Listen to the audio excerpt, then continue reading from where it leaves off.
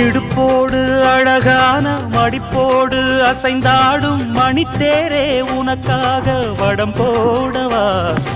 இடையோடு இடை சேர இதமான கொதிப்பேர பசும் பொண்ணே உனை கொஞ்சம் புடம் போடவா விரலாலே தொடலாமா அகக்காயம் படலாமா இளசான திருமேனி அதை தாங்குமா அழுக்காமல் சலிக்காமல் அணைத்தாலும் வலிக்காமல் இருந்தாலே தருவேனே இதழோரமா காயம் படக்கூடும் வேகம் பிறக்க